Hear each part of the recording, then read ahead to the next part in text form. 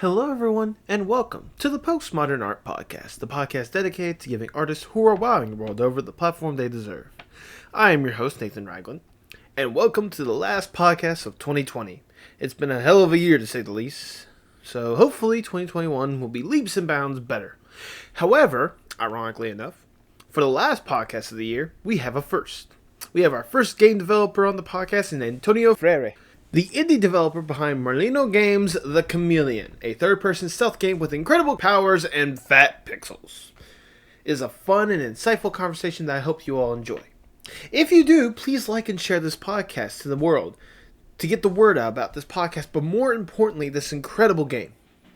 Also, follow us on Twitter at PostmodArtPod for future updates and guest announcements. And now, without further ado, please enjoy the Postmodern Art Podcast. All right, Antonio, before we get started, I must ask the icebreaker question I ask for every single podcast. What is your most unpopular art opinion? Whoa, I have a lot. I mean, if we're talking about video games, I mean, it can be whatever you want. Cyberpunk. Video games is obviously a good one, because in fact, you are a video game designer, so... Yeah, uh, I I don't know if this. I feel like this one's unpopular. Basically, I think everyone can make good art and everyone's creative, but I think since we're kids, many of us are taught like, no, you can't do it, or like, we're fit in a box, and so it's harder as you grow old to do it. So my opinion is everyone can get on the same level, and even if your execution is not like realistic, or if your music is simple, or if your writing is simple, whatever, I still think that's art. I don't know if that's popular. I feel like it is. No, I mean, it makes sense, because, people are instantly, like, they're trying to go with the simple, like, you need to go with something that's more productive and stuff like that, because people, like, when you're young, they're trying to they want, like, the doctor, the parents want, like, the doctor, the lawyer, and all that stuff like that, but, like, creativity, as you said, it's like being put into a box instead of actually letting it grow. Is that something that you would have to say from personal experience you've had to deal with, or? Yeah. I think we have in our minds like I can't do that. No, so this is something I do always. No, so like there's this music that I like, and I could never do that. No, you can. Everyone can. Just do it and practice and do it again and again, and like don't be afraid to get out of the boundaries and do something crazy and try. And I feel like it's in us as humans. We have the abilities to make art and make something interesting, but we're just afraid of doing it. We're like, no, that looks difficult. No, I need training. No, it's too much time. I think everyone can do it. Though Yeah. that's good words to live by. I could definitely agree with that. And I think postmodern art. I think a lot of it is people who don't have the training but have the will or have the feelings, and they're like, I'm just gonna do something and I'll put it out there. And so breaking that fright, or like that not being scared of doing things. Yeah. I do appreciate you sort of hinting at the name a little bit. I want to say the reason why I went with that name, it's actually like a double meaning kind of thing. Because yes, there is the postmodern art movement, but I am also using it as posting, like, because we're in the 21st century of, like, people putting stuff on Twitter, Instagram, all sorts of stuff. So you need to just post your art, postmodern art. I like that. I've always wanted to explain that to people, just for the heck of it. It's very clever. Yeah, I like it. Well, thank you. I appreciate that. But the fact that people are limited, like, when it comes to art, or that people are limiting the younger generation. I'm trying to figure out a way to word this. Basically, that opinion that you have, that's a hill you're willing to die on. Yeah. All right, then. I for my day. Sorry, just a quick one. For my day job, I work with creatives.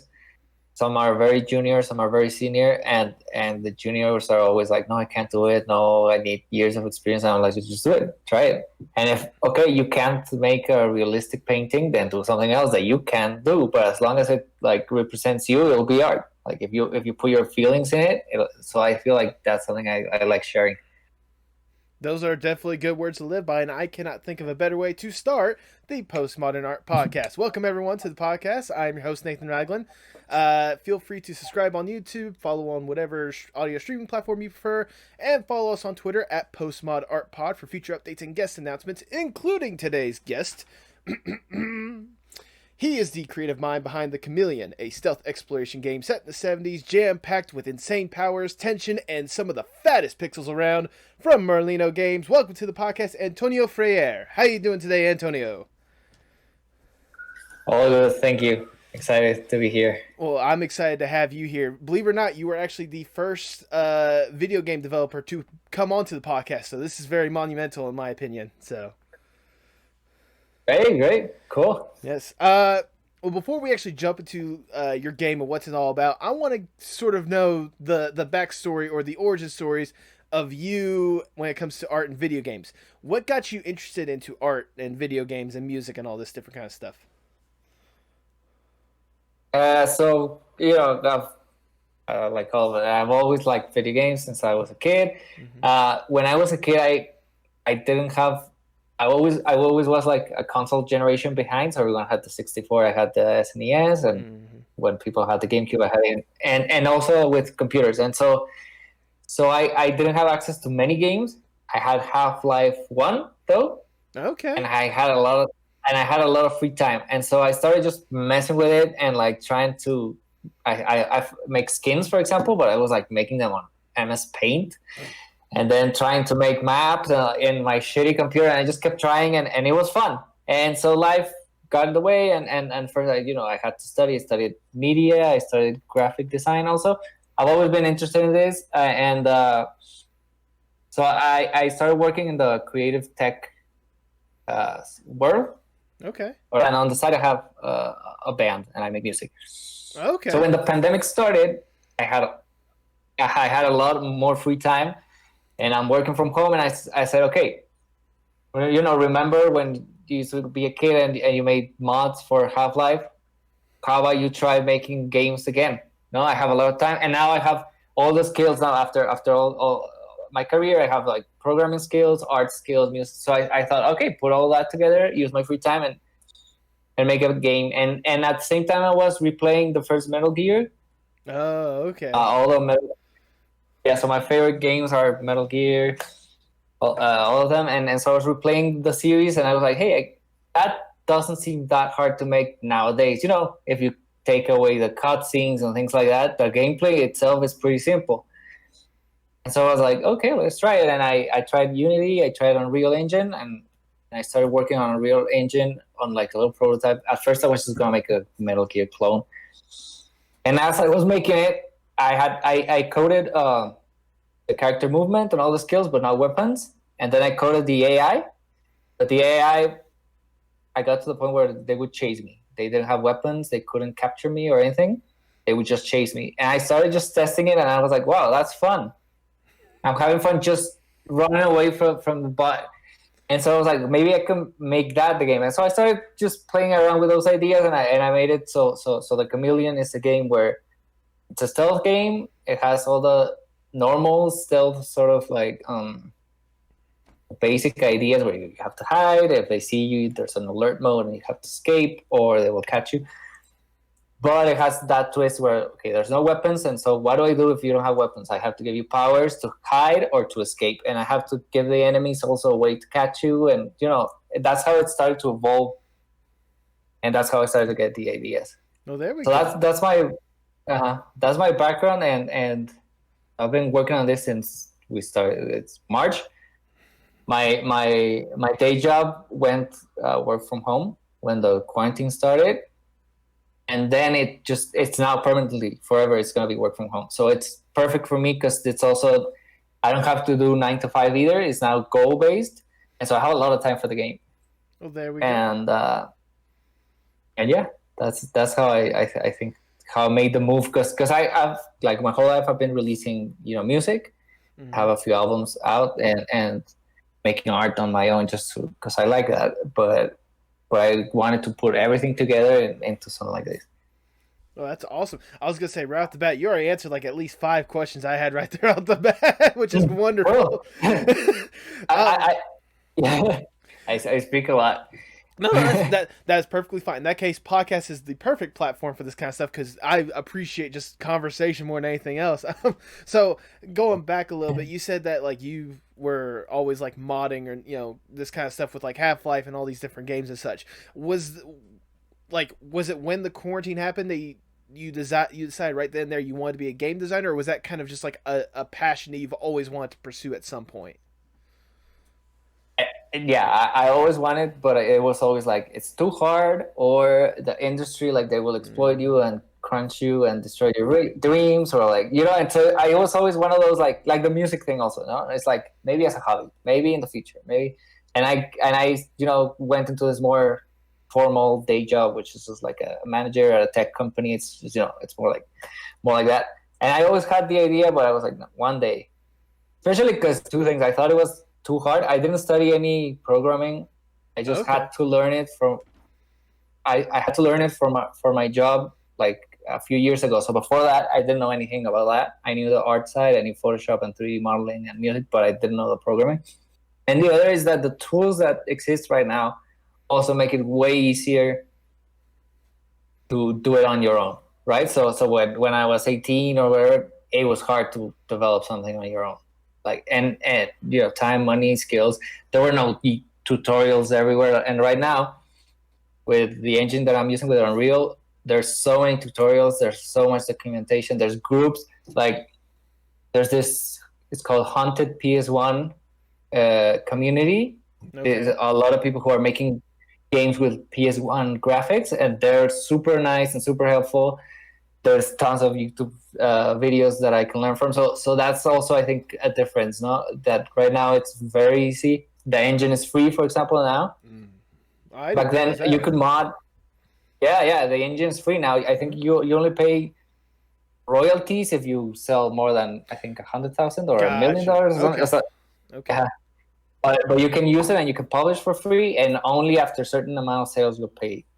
And so all of that is like I feel like it's the perfect moment, not for me, but for everyone if they want to get into making games. Like there's so much out there, and like even when I started, like even making realistic graphics is not that hard anymore because there's so many libraries of scanned textures and objects that are free and you can just use them. So I think in general, it was like my personal life, but also the world is all like, coming together to give that opportunity to a lot of people to develop games on their own. Mm-hmm. I mean, I know with with quarantine alone, a lot of people, since they are working from home, they're finally getting like that opportunity to really do what they want to. For God's sakes, I made this podcast just, thanks with the help of quarantine alone. No, but it's like it's awesome to see like this thing grow more and more, and like you said, like it's incredible as well to see kind of the support out there, like to do the stuff that you want to create, like with the video games, like you were saying, like this kind of stuff. You wish you would have had years ago. You probably would have made at least 12 games at this point, huh? Yeah, exactly. I think it's a part of what I was saying at the beginning. You're growing up and they tell you, no, study this and study that, and get a real job. But I feel like if you try it from the beginning, you can do it, or you can do both. That's the other thing that I also tell everyone with the music. No, it's find a job that is good enough to have a living and have a nice safety net, but you can also do the other thing on the side, and maybe it will take you longer than someone who's doing it full time, but you still do it, especially if you enjoy it. I also see a lot of people who want to develop games and they're making them and they're just stressed all the time and frustrated and like, oh, I have to work on this again, or like they're asking, how do I keep motivated? So I see in the forums and the communities, they're like, I need to stay motivated. I have 2 hours to work on the game today, but honestly, I don't want to. Maybe on the weekend. And like, if you feel like that, don't make the game. Don't, just do something else. I feel like, and that's the same with any art. Do it not because you want to be rich or because do it because you're excited. Like every time I work on the game, I'm excited to open the software, and I'm showering and I'm already thinking, today I should make like this I'm gonna put in these sounds because it's exciting to me. And I see a lot of other people who are like, I want to get into game design, and they're like, oh, I have to learn this. Oh, I have to open that. If that's the feeling, I think you should just try something else because it is hard. It is time consuming. It's long. Like projects, even a small game will take you months, and so I think, yeah, we have more time and more tools to make the games, but also you have to be motivated. And I think that's with all art. Like if you're making art, you can tell when someone's making art because it's their job or because they want to be famous. You can tell the thing is it's not genuine. And it's the same I was saying in the beginning. If you're making it, you just use your feelings, and even if it's ugly and crooked and whatever, if you're doing it with your heart, people will notice and they will like it. I was gonna say, yeah. Basically, long story short, at the end of the day, just do what you love. You'd be surprised how many people love the same thing you do. So, and I mean, Also, yeah, yeah, I was gonna say like that's especially true with like what you're developing with this game. Like I said, I saw this on Twitter. Yeah, I remember you posted like a not even a minute long little teaser showing like some of the gameplay with like the lead character like changing to one of the enemies and such. Like seeing that just looks absolutely incredible, especially with like the look of it because it gives that little bit of nostalgia factor. Was the I have to ask personally, why did you want to go with like the '70s aesthetic with this kind of game? Like, was it because of the Metal Gear influence, or was it like something beyond that? yeah. So it's a mix of things. First, I came up with a character based on. It's a little bit based on me because I have the same shirt he has, but it's also Magnum PI. I don't know if you've seen Oh yeah, that. no, You no, know that's that. Tom Selleck and all that. But yeah. So the original idea was, okay, it's a stealth game, and I wanted the shirt to change colors, and so you would hide on, stick to a wall, and your shirt would look the same color as the wall. So I made the character first, and I also knew that I wanted to make style spy music separately, and so I was like, hey, how come I can just put them together? It kind of makes sense with the character look and the music that I want to make. I'll put them together now, and since it's also spy, I can make it spy music, stealth game. I sort of like put together different ideas that I wanted to make separately, and I was like, I can make a game out of that. And when I started, first I was thinking of more realistic graphics. When I started making it, since I'm a solo developer, you have to set some boundaries, and otherwise you're never gonna finish the game. And I was like, okay, I'll make simple graphics. And since I was playing Metal Gear, I was like, hey, maybe I can replicate these. And I started researching, as that's how I found a few of the communities, like Onto PS1. There's another guy called Marcis who's also making games like this. There's another guy, this 98 T-Make, I think it's his name. Okay. And I found that there's a whole community of people making games that look like this. And so I learned from them and put together mine. Mine is a little different in that usually when you see these, they're trying to replicate the PS1 graphics like exactly. Like the limitations, exactly everything. What I'm doing is different. I'm trying to give it its own feel. So some things are not exactly like the PS1. Some objects, you've seen that the textures sort of wobble in the PS1. Some in my game have different values, let's say per object, because what I wanted is to give you some nostalgia, but also something is off, and it's part of the story. Something is not quite right. Why is this guy turning into enemies? Why is he wearing a Hawaiian shirt while sneaking through a base? I want something, because then as you find this, as you learn what the story is about, you'll be like, oh, that makes sense. That's why things are wobbly. That's how he can turn. It's part of the story. And the other thing I added is also you can change graphics. So you're like, I want it to look like a PS1 game, no, or I want it to look like a Nintendo 64 game or a PS2 game. There's like different options. Okay. I don't know. I just felt that it was right. It's not that it's easier or harder to make them. Like for these modern engines, you actually have to tweak a little bit so that they will look old. It's not as straightforward. Like they're Unreal is made to make things look realistic, so you have to tweak it to not look realistic, and so it's extra work, but I think it was the right thing, and I think it worked. And that's why on Twitter it's going popular, because it gives you that feeling like, okay, it feels like I know it, like I already played this, but at the same time, I've never seen any PS1 game where you transform or where you sneak like that, or I want that mix where you feel like you start playing and you're like, I know this game, it reminds me of my youth, and I feel warm and fuzzy, but at the same time, it's set in the 70s, I've never heard that music in a PS1 game, or had these powers, because you have other powers besides transforming that are unusual for a stealth game, and the transforming is not that unusual because you can get like costumes, but there's a bunch of weird things in there. Yeah. and so that's the idea. The idea is to mix eras. So it's got the old graphics, but the older music, but then the modern like gameplay mechanics, and so you feel at home and warm, sort of like, oh, nice. It reminds me of Christmas in 1999. There you go. But it also feels like, it also feels like, hey, this is strange. Like something's wrong.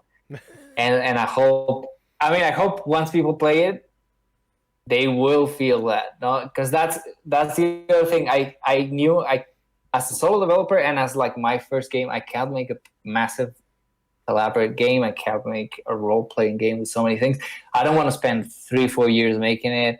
I set my rules, and so what I said is I want the game more to be like a little art piece, some feeling, 4 or 5 hours long, but it's still fun. So I'm trying to find that balance where it's art and it has all these things that you've never seen before, but at the same time it's a game. And if you're in the mood to play a stealth game, you'll play it and it'll feel the same as playing any other stealth game, No, you won't be like, this is, you won't feel like, this is amateur. This is, this is cheap. This is just walking. Because there's a lot of games that are just walking simulators. Yeah. I like them, but a lot of people don't. This game is more like, an actual game. Oh, there we go. I was going to say, basically, you're trying to find a way to give people a game that looks and feels the way nostalgia should feel. Kind of that familiarity, but like it's something new. It's a different experience, more or less. Which, I mean, I think, sorry if I'm putting words in your mouth with that, but I think it's genius, so. I think that was why it like blew up. I think because of that. Because there's a lot of games that are super replicating the PS1 horror games, and they look like a real PS1 game. Like they could tell you, it's an old game that you never played, and you would believe it. So people are like, it feels familiar, but it's also exciting because I don't know what's going on, what's going to happen, Mm-hmm. I was gonna say, when did this was kind of an idea, or like you said yourself, you've been developing this since March. How long have you kind of had this concept for the Chameleon as itself? Like when was it for you just kind of like, this is actually a great idea, why don't I just do this for the game? I think since Metal Gear 4, the auto camo where you transform, that was my first, like, the problem with that game is the gameplay parts are fun, but there's so many cutscenes that you never get to play with it a lot. And so I was like, what if there's a game where you can do those sort of transformations, but like the whole like hours, not just 10 minutes and then it stops you. Same with Metal Gear Solid 1. When I replayed it, I love it. It's one of my favorite games. And I love the cutscenes also, but it gives you the control. You play for like 2-3 minutes, especially when you know the levels and you're kind of like speed run it. Okay. You just go through a little section and then you have to sit through like 30 minutes of. And I was like, what? I want the feeling of the first room and Metal Gear Solid, but like 3 hours. Give me 3 hours of that nonstop. Don't give me codecs and cutscenes. So that's ever since I was always thinking like there should be a game like that. And Metal Gear Solid 5 and Ground Zeroes came out, and they're kind of like that, especially Ground Zeroes. That's the idea, you just stealth for hours, just hide and mess with the enemies and do things for hours. That's what I think there should be more of. So I was always thinking, like, if I make a game, the first one that I make should be that. So I feel like that's what's missing. I want that feel. I want a game that I want to play, no? And that feeling I want to share with everyone, because I'm sure there's other people who think like that. And even when I started the game, I started watching a lot of YouTube videos where they analyze stealth games. And they all said the same thing. The genre is that there's stealth, and so many games have stealth in them, but there's not stealth games. There's very few, a couple of indie games here and there that come out. But like, and so I was like, why? And I was like, maybe because a stealth game with just stealth might, in the consumer's mind, might be like, yeah, that's too simple. Where's the open world? Where's the RPG? Where's the options? And so, but I said, like, if it's an indie game, they'll be more open to like, yeah, that's fine if it's just a stealth part, Yeah. And so I always had in my mind that part, transforming into something part. I also at some point I had it like you transformed into objects instead of the enemies, sort of like prop hunt and all those things. But it was like, you transform and you're just sitting there waiting for the enemy to leave. You don't move, it's boring. But if you transform into the enemies, you can move and you can be there.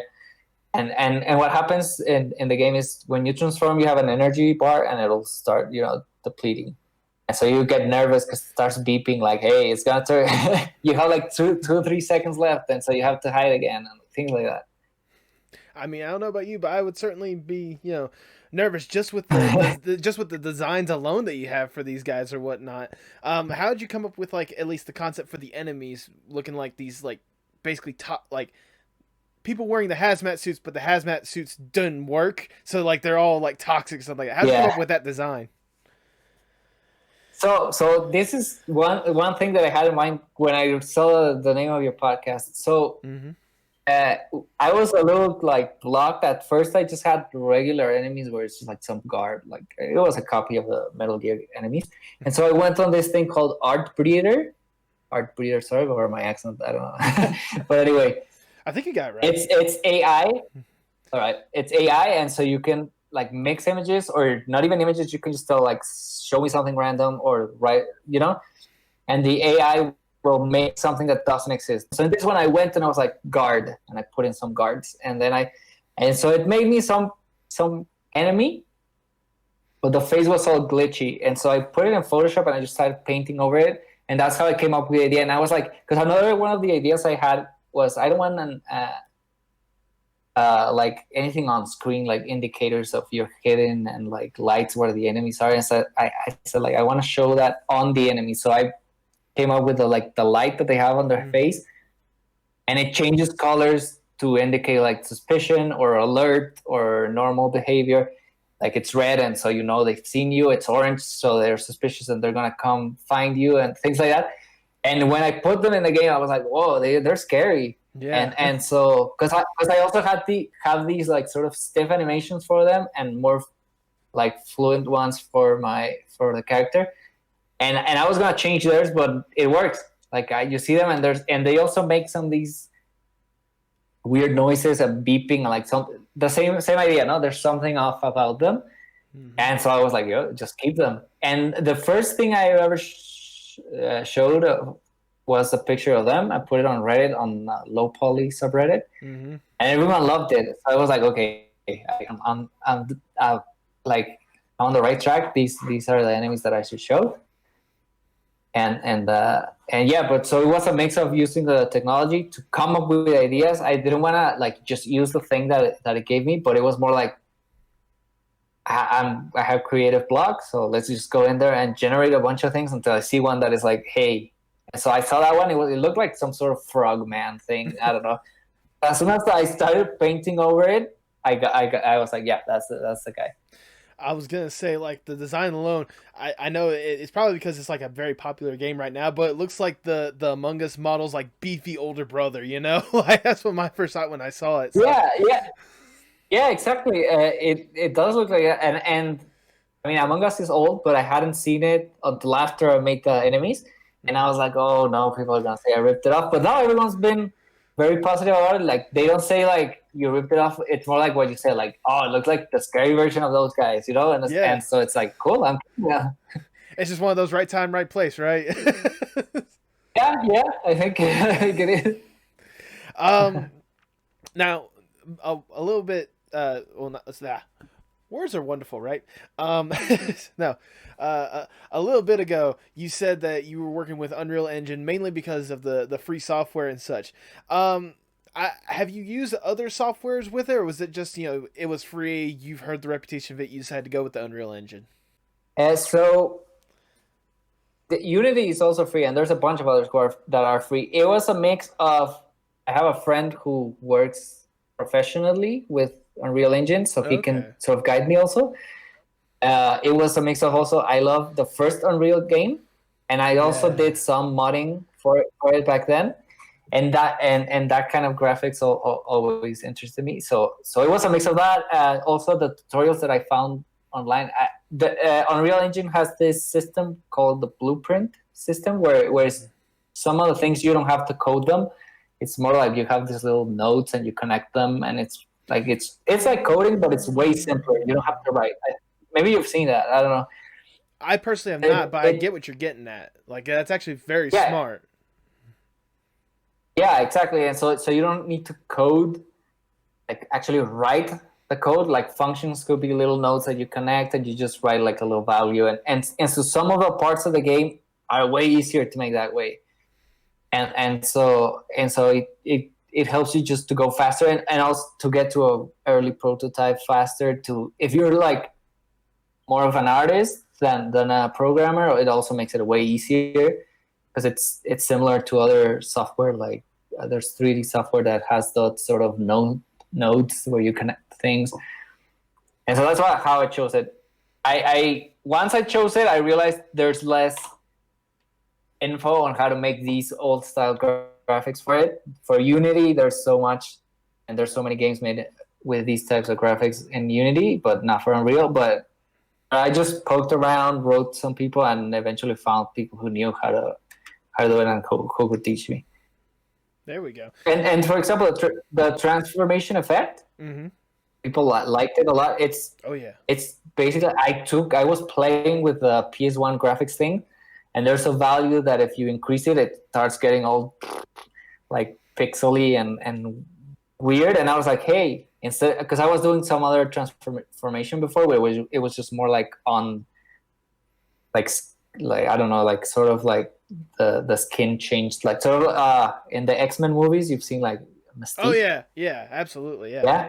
It was sort of like that. It was more elaborate, but once I started playing with the values of how wobbly the character textures were, and I erased that, and I was like, oh yeah, no. Get rid of all the fancy graphics that I made. No. I want just the weird pixels. Looks way better.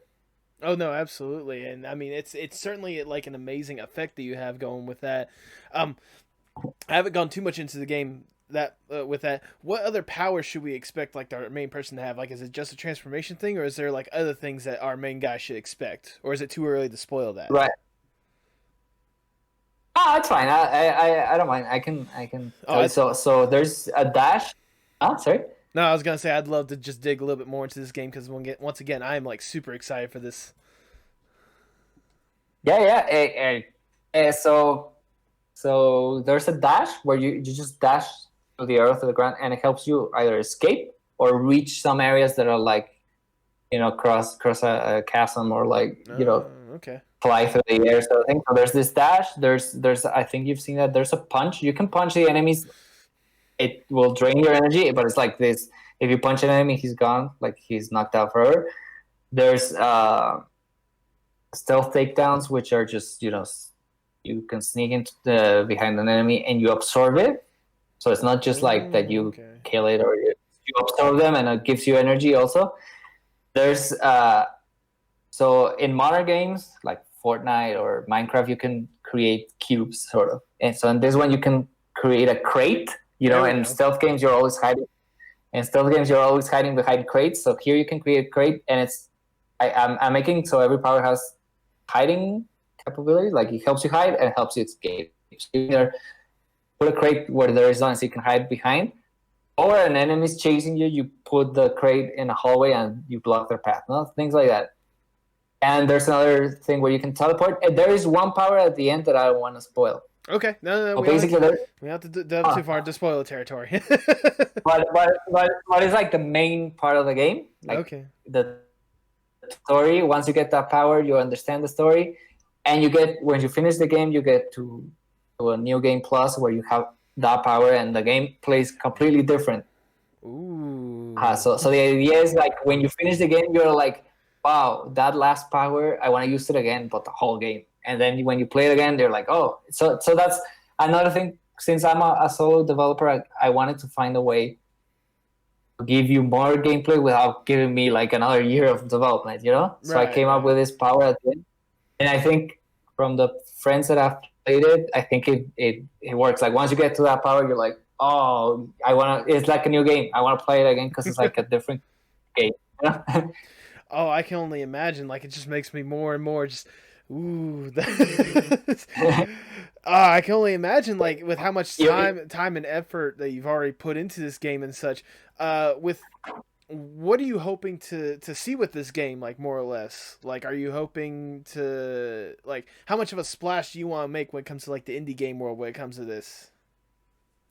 Yeah, I obviously, you know, we all dream of making a huge splash. I want, to me, like, at the moment, I feel like this is super successful. I'm so happy this happened. Is when stealth forums or subreddits or YouTube channels that are specialized in the stealth genre start talking about it. I don't think I'm fine with it not being massive. I just want it that people who like stealth games will like it, so that that was my goal from the start, like to make a stealth game where no one's making them. Metal Gear is that, like, there are some like Hitman that are stealth games, but they're different. You know, they're not the old school style of just sneak through a base. And so that's to me success for this first one. No, it's my first game, so I'm fine with it. If it's not massive, like, oh, you know, Sony is gonna buy it or whatever, that's fine. But I do want the stealth game community to like it. You know, if they say this is a good stealth game, finally someone made one for us, to me it's like, wow, success. And so far it's going well. Honestly, I'm surprised because I haven't started like proper marketing yet. Mm-hmm. But just with the tweets and some posts on Reddit, it's growing. Like you reached out and a couple publications, PC Gamer and IGN reached out, and I didn't even have a Steam page. So I was like, oh, I need to put it up quick. Because I was like, I'm just showing things on my Twitter account, you know? And so since that happened, I'm like, okay, I have to take it more seriously in the sense of like marketing. Mm-hmm. And also that's why I immediately made a demo and sent it to as many people as I can that I know, to like, hey, give me, you know, test it, give me opinions, feedback, let's fix it, let's make it better. And I started recording the music, like paid for some voice acting, and so I'm preparing a demo for like February, late January or beginning of February. I will be public. Like I'm almost done with it, but I still want to give it like a month of playing and like making sure it's super, because I feel like that's where, like, if the tweet worked and the few videos that I've shared worked, I want the demo, a free demo for everyone, and that will tell me if I'm on the right path. You know, like that's another thing that I think about art. Mm-hmm. And I always tell I have a lot of musician friends who make a lot of music, like a lot, and they never publish it, and they're good. And me on the other hand, I always polish everything I make, even if it's shit. And like, sorry, I don't know if I can say that. No, you're perfectly fine. Okay, and I always, because I want the feedback, and if the thing is, if you make something and it's bad, and you can fix it and post it again, people won't remember like, that's the shitty one that you posted. They won't know who you are, right? Mm-hmm. So if you make as many bad like at my band, I made a few bad demos that 3 people listened to and were like, this is shit, I'm not sharing it. I'll make another one and another one. And people are not like, no, I've listened to your old demo. No, because it was shit. No one listened to it. Once you're good is when the pressure starts, because then you can't make a shitty one after, because then people know you. Yeah. You know what I mean? So it's my same feeling here. Like, you know, 1,000 people have seen the tweet. If I put out the demo and it's crap, 1,000 people will know it's crap, but that's it. I'll fix it, I'll make another one, and I'll show it to another 1,000 people that haven't seen it. You know, and that's what my friends recording, and like another one and another one until you like learn and nail it. And don't be scared of like, yeah, if people tell you it's crap, you suck, whatever. Well, I'm learning. I'll make it one again. I'll make more music, like. And so I think that for art in general, it's also important because making things and getting feedback from like your 2-3 close friends is not enough. I think you need that experience of like Outside being influence. exposed and everyone's seeing you and like you're naked and they're looking at your painting and it's and it's like you need that shock of like of someone telling you it's bad and you feel like, hey, he just told me I suck and nothing happened. I didn't die. The world's fine. So I'll make another one. And it's fine if people tell me I suck 10 times because the 11th time they'll be like, hey, this is actually pretty good. And so that's how I've always done it. So in this case also, if I let's say I put out I was lucky that people liked the first thing I posted, but maybe in the future I'll post the second power that I told you, or like the cube thing, and people are like, that's pretty boring. That shit. It looks like Fortnite. That's fine. I'll take it out. I'll remove it from the game, or I'll keep it because I like it. But it's about not being afraid of doing things. Just go and do it. I mean, as long as you're not hurting anyone, you're not doing something illegal, it's fine. Just do it. Just do a bunch of it. Like, put out trailers. I've done that. Also, I put out a trailer, or I put it on a Discord group or on Reddit, and 3 people watch it and they're like, what is this? It looks boring. I delete it, I make a new one, and I put it up. And this is what happened here also. I put some tweets before that, and it was like, no one liked it. I deleted it, I put another one with better music or better cuts, and then suddenly people love it. And then it's like, oh, I got it.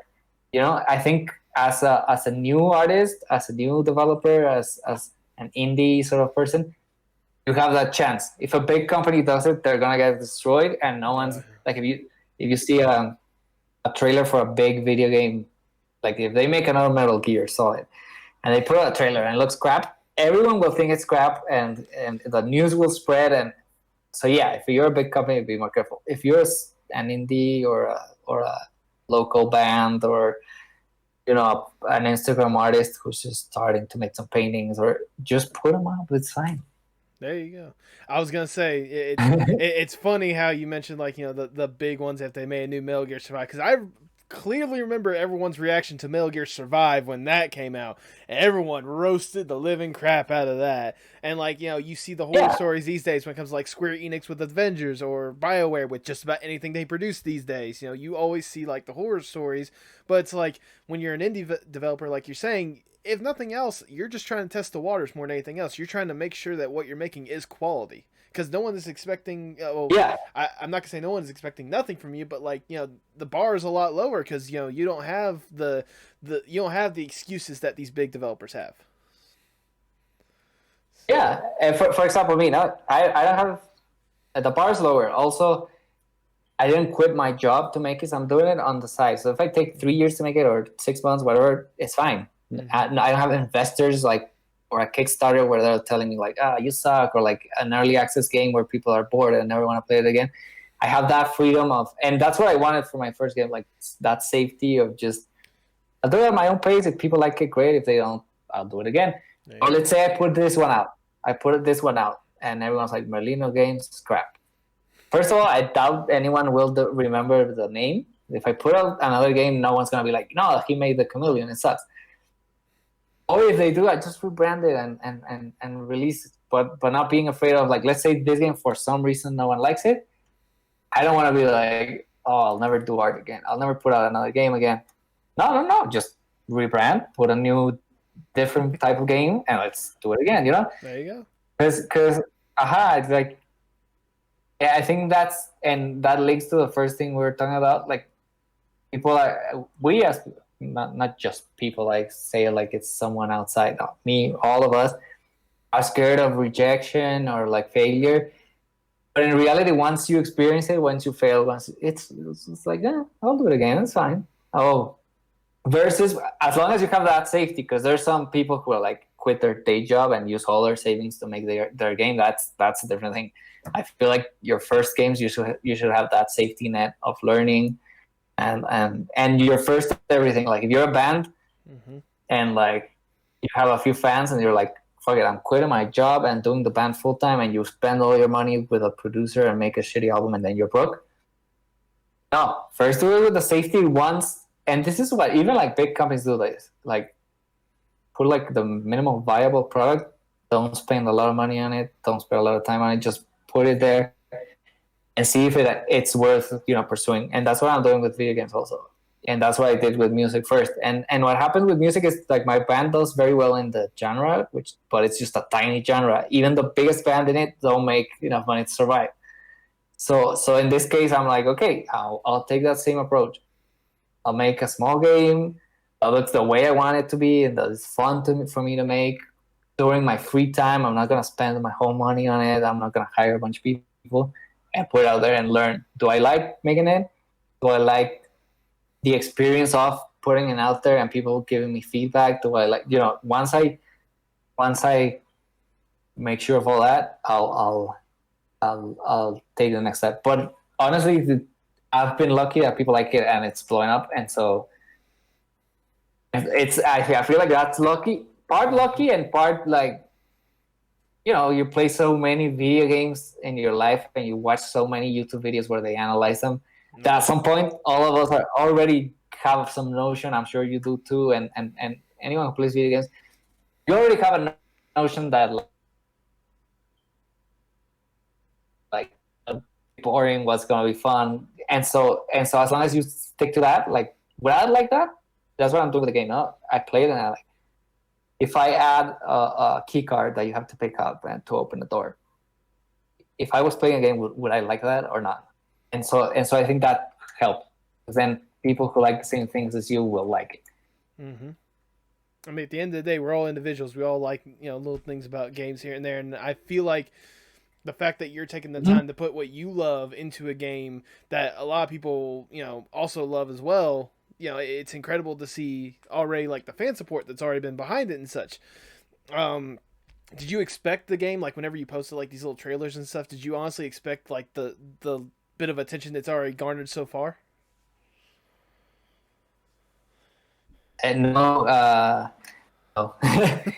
I expected like this level. No, I thought once I had a demo, I would have some attention, maybe I thought mainly from people who want to make a game like it. No, so from game developers who want to make those graphics. I thought, maybe the same way I wrote some of these people and when I was like, hey, teach me how you did that.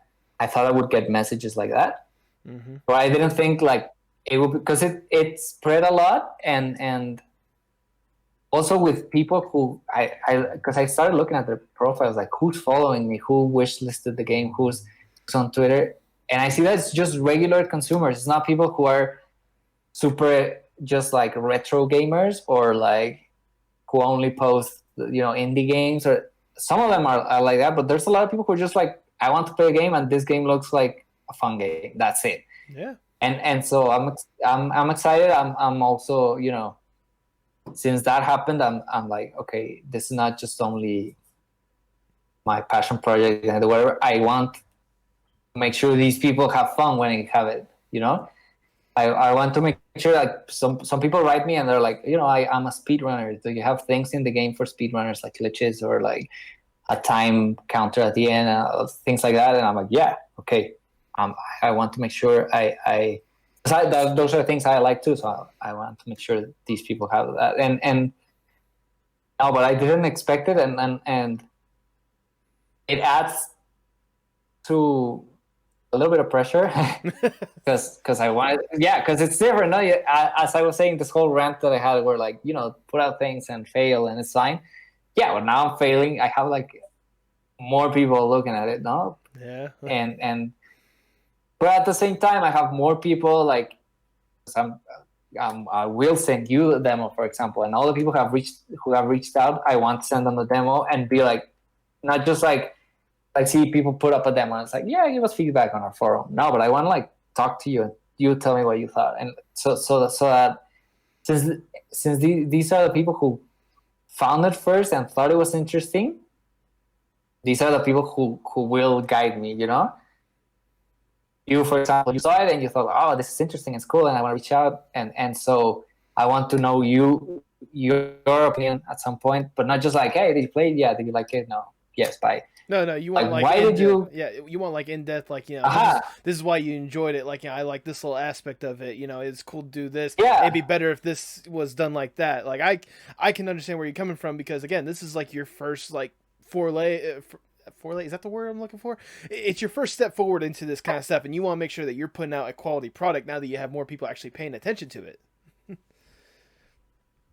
Yeah, exactly. And I want to make sure, like, let's say the demo, no? When you play the demo, I want to be like, okay, you saw that tweet or you saw the trailers and you liked it. Mm-hmm. And did the demo feel like the trailers, or what happened in between that you're like, I'm not excited anymore, or I'm even more excited? I feel like that's the same thing I was saying with art.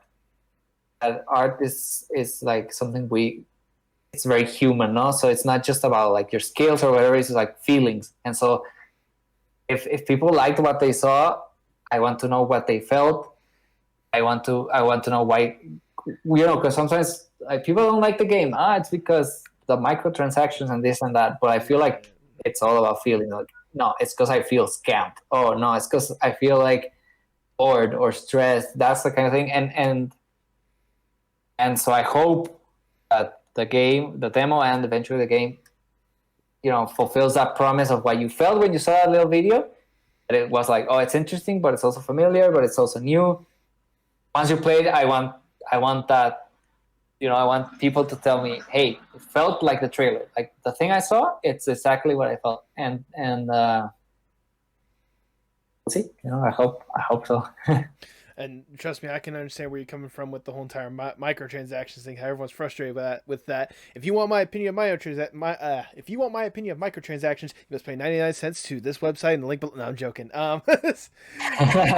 No, but I do want to say like it's smart that you want to go with just kind of like it's a good way to gauge it honestly, because some of these trailers out there today, some of these trailers out there today, like they try to show like super flashy, like these intense models, but like some of these trailers don't really showcase what's in the game and such. So it's actually smart, in my opinion, the fact that you want to be like, all right, you saw the trailer like this. Does the game make you feel like what you felt with the trailer? Like that's a great mentality to have. Yeah, and that's also what I was trying to do with the tweet that blew up, and it's like, I'll show you what it is. Like this is a game. I'm not gonna put in flashy things or a voiceover or different music that is just made for the trailer, or like super angles and things like that, because I want to make sure it's a microtransaction thing also. I want to make sure that my promise is fulfilled. If I make a massive, weird, amazing trailer, how am I gonna fulfill that in the game? I'd rather just be honest and be like, this is what I made. Do you like it? And apparently people are liking it. So that's good, So I feel, because that's the other thing. Usually the people who make that game don't make the marketing. It's indie devs, they do, but they're following some guides, how to make an indie game trailer and how to sell more games, and that's fine. I get that that's their goal, but for me, my goal is you will like the thing. Like if you're gonna pay me, it has to feel like all the marketing, like all the pictures you saw, all the trailers. When you get the game, it has to fulfill that promise exactly. And since it's just me, it's my first game, I can't make you a massive promise of like, the cutscenes and the big music. It's, you saw the game, you saw the trailer, you liked it. That's the same feeling you'll have. I think that's another problem with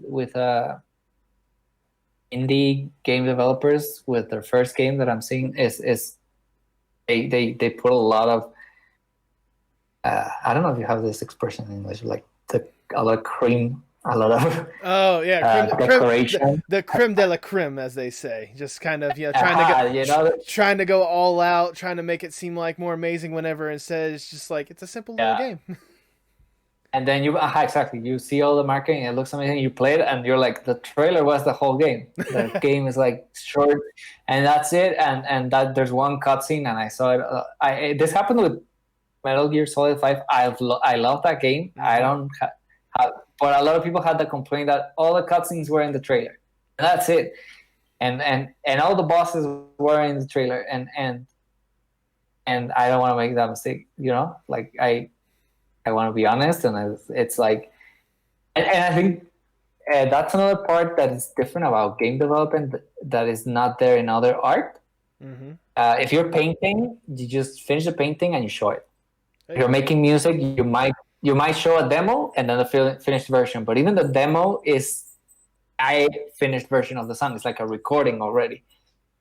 With game development, every day I can tweet the new thing that I made today. Every day I have the opportunity to see like people are liking where I'm going or not.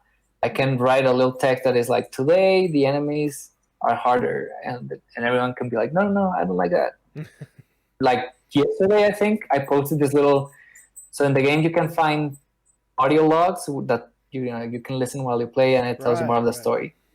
And I posted like this little sort of tape recorder that is the audio logs, and people liked it. Mm-hmm. And so I have that with games. You have that chance to test every day or every week a little bit, and immediately get the feedback that you're going, since the development of the game takes so long, I can put that up and maybe people are like, no one liked it, and then I'd be like, okay, I need a different model. I could just delete a tweet and make another model. And other types of art, like a painting, I can't make a sketch and show it. Or with music, I'll write a song and play it in a rehearsal, and maybe you can play it live and see if people react.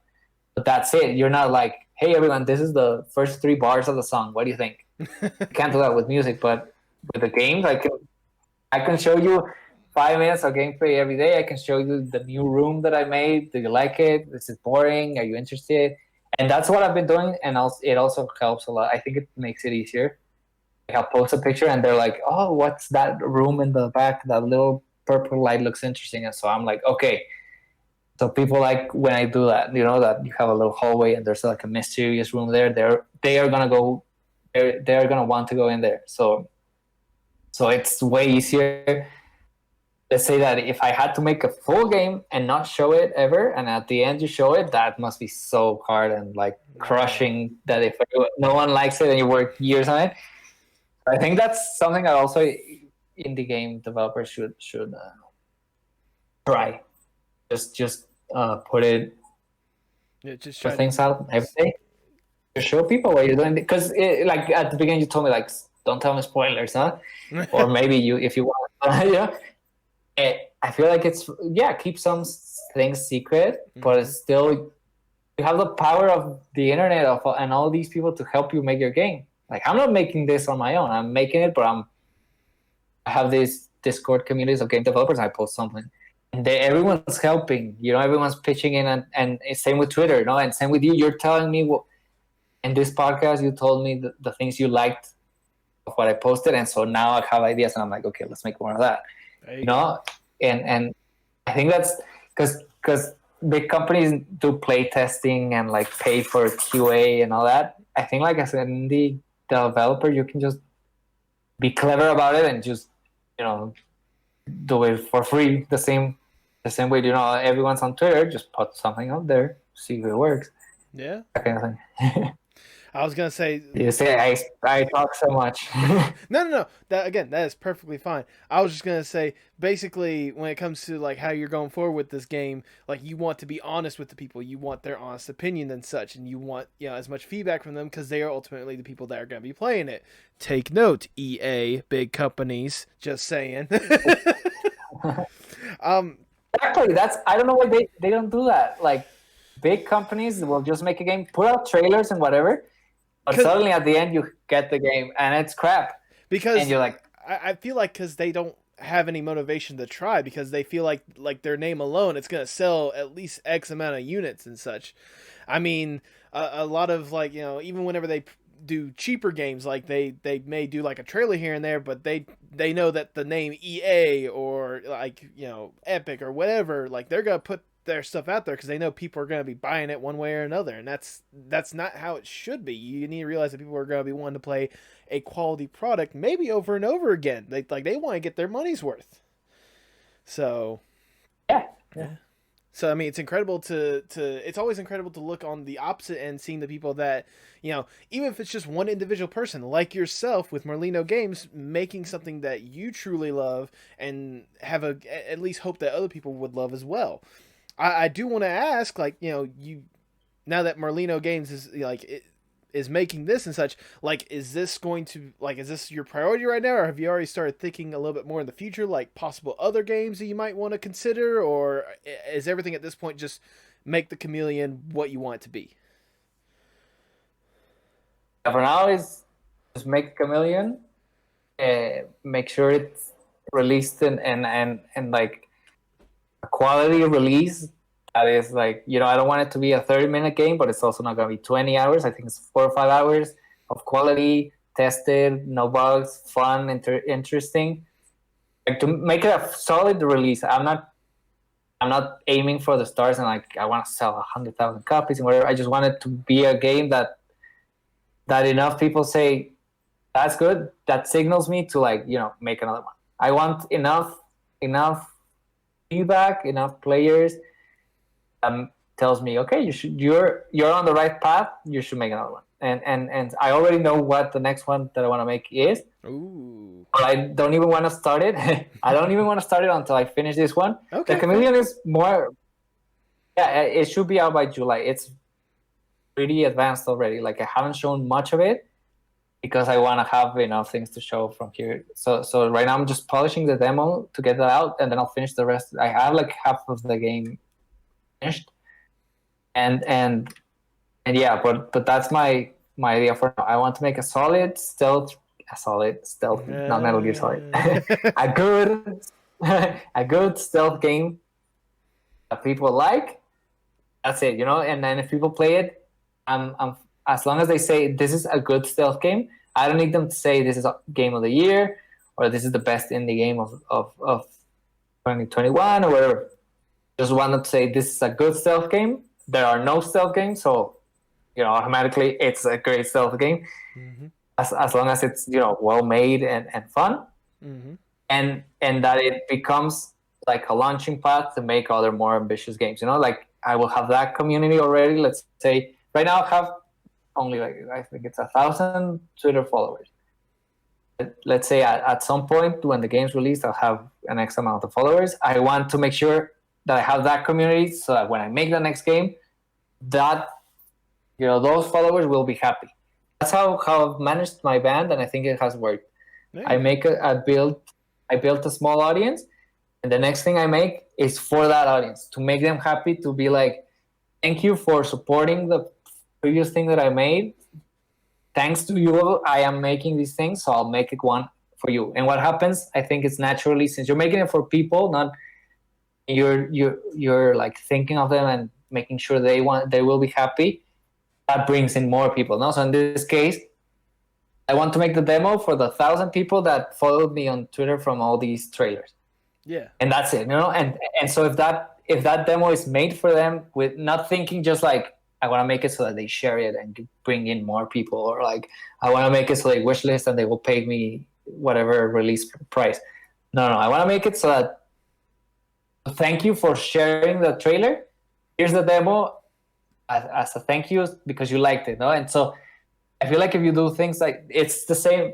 I'm always going back to the first idea we talked about. It's like, because you're doing it with feeling, with love, with care, and so it's the same here. I want to make it a thank you for being interested in what I make. Here's the demo, play it.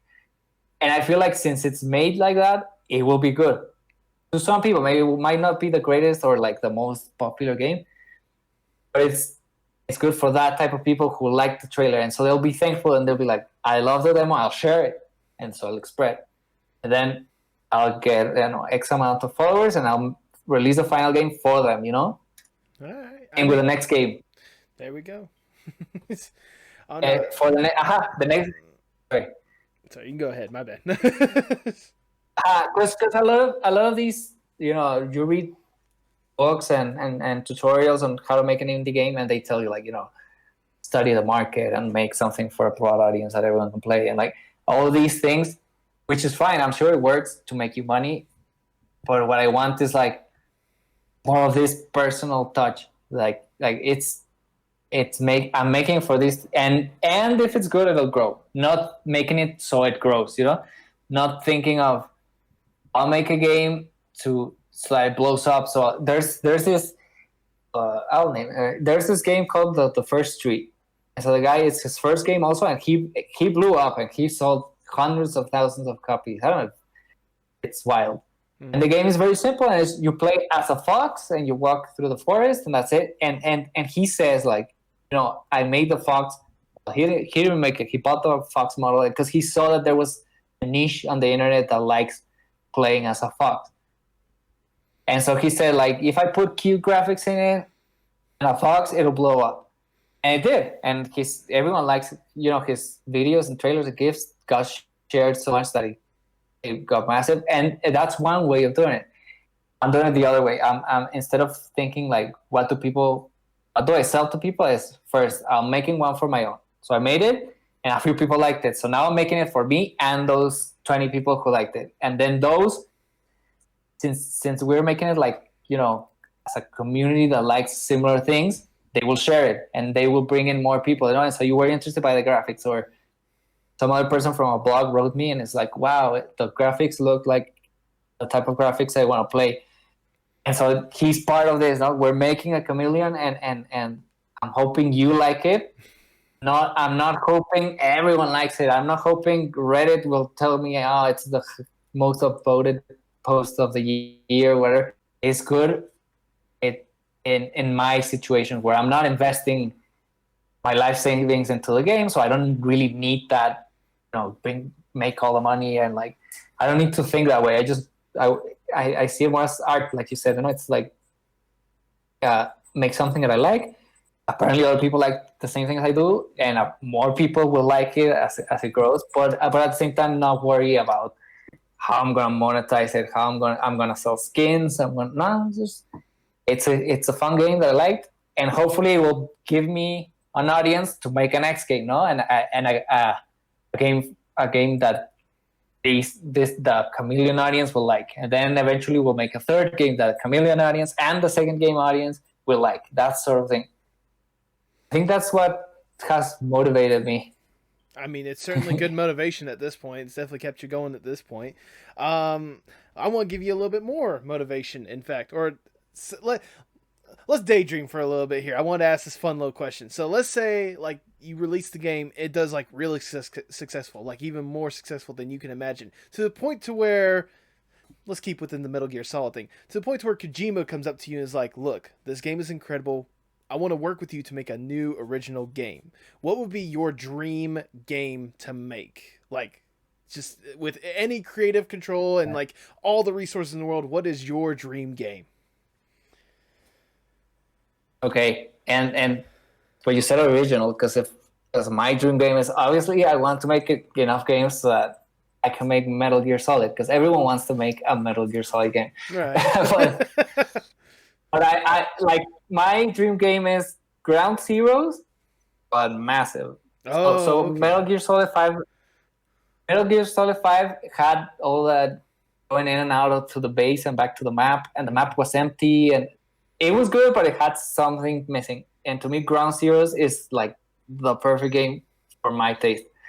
One big map, and you do whatever. So what I always dream of is Metal Gear 1, which is like the first one, where there's like this base in the jungle, which is outer heaven, and you just sneak. That's what I would like to make, like an open world island, and there's a big base, and they're like a big base, and there's no, I do this 10-minute mission, and then I'm back in the menu screen, managing resources, whatever, and then another mission. No, it's just like, and the Chameleon is kind of like that, in the sense that it's a big base, mm-hmm. and it's open. And the only objective is get out, escape. And so when you first play it, you don't know the layout of the base. So you're like, oh, where do I go? The second time you play it, you can speedrun it because you know where to go. That is sort of my idea that I would like. I mean, I like other types of games. I like, first-person shooters and like other things. But to me, like, my dream game that I would like to have the resources to make is a big open-world stealth game with no interruptions. So that's what I like about Ground Zeroes. That's what I'm making with a Chameleon, is big game. You can stealth through it. Nothing is interrupting you. No menus, no calls, no very few cutscenes that are not long. It's mostly about you being super immersed in this massive world with a lot of details. Oh, that's also why I love Skyrim. I have the Oblivion thing here. Oh, wow. Okay. and I just love that kind of game. So that, but a stealth game. You're in this big world. There's so many details to find, so many little stories like notes and a corpse here, and you look at the corpse and you're like, wow, what happened to this guy? And then you sort of, but nothing is interrupting you. And so I love Metal Gear Solid 5, one of my favorite games, but it has that problem where you like 10 minutes and then it's back to the helicopter, back to the base, and back to the helicopter, and back to the game. And I want to just explore but hide. That's and so the Chameleon is that's the other thing when I'm saying like I'm making the game that I want with my possibilities. So obviously there's no massive jungle and like 1,000 weapons to use and whatever. No, but it's a big base. You have to sneak through it, and you're free. Just like objective escape. You'll get hints like here and there, and so you'll walk and maybe there's a map on the wall. Mm-hmm. And you can't check that map every time, but you look at it on the wall and you're like, oh, if I go here, and then you go into the little rooms and you're like, ooh, remembering the map or things like that. Or you'll find like a lot of the storytelling is done through in the level, right? So at first you see these signs that say LRS, and you're like, what is that? No, this little logo, and eventually you'll find out what that means, and you'll be like, oh, so this base that I'm in is this, and then you'll find this office, and you'll find a little text, and so I'm escaping because this happened, and like you sort of like piece it together. That's why like. Yeah, if one day I can get big enough to make that, yeah. I'll say, so basically what you're saying is your dream game is just a more fleshed out Chameleon.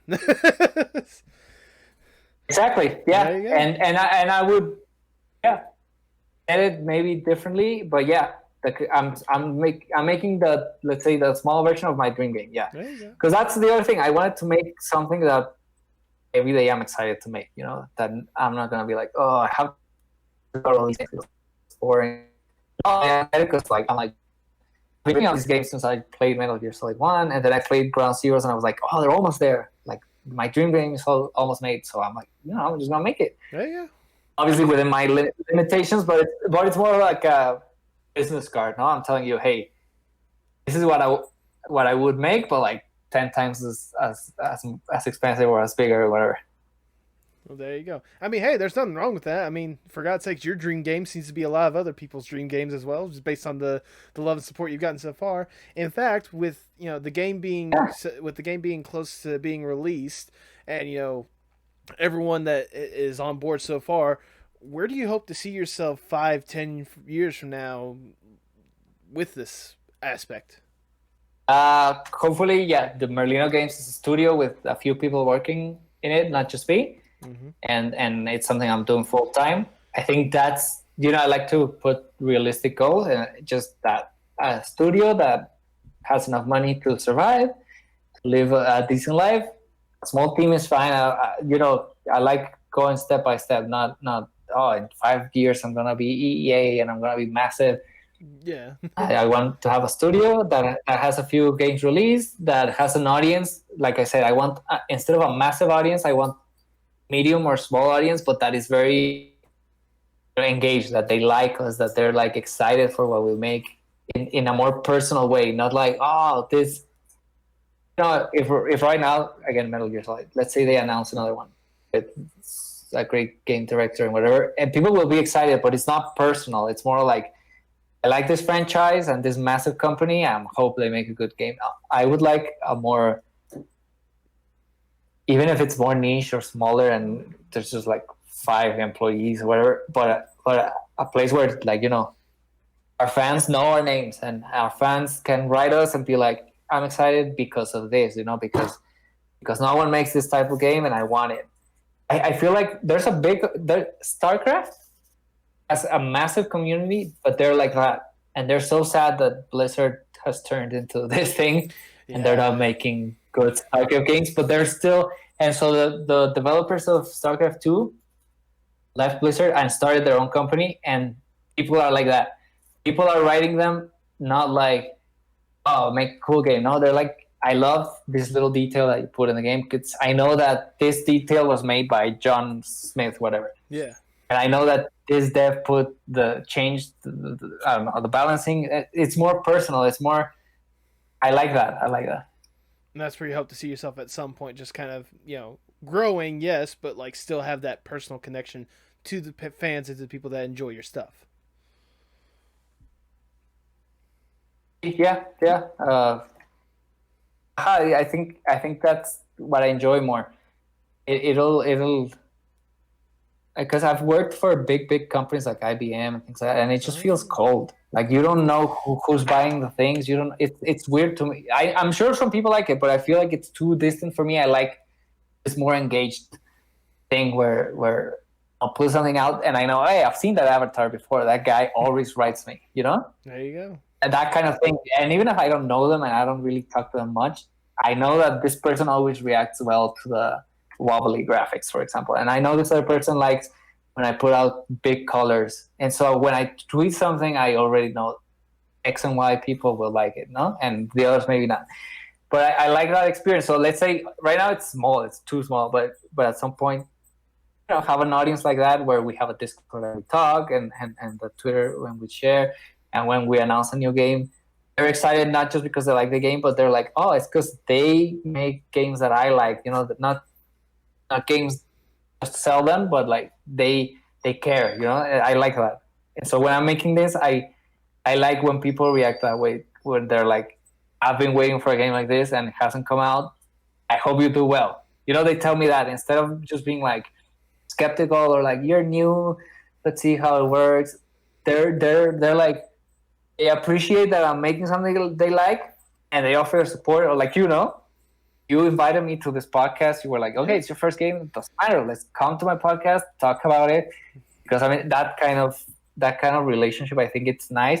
And I think we need that in general, more, because there's too much distance with the internet. And so I think that warmth of congrats, like keep pushing, or just that little motivation helps.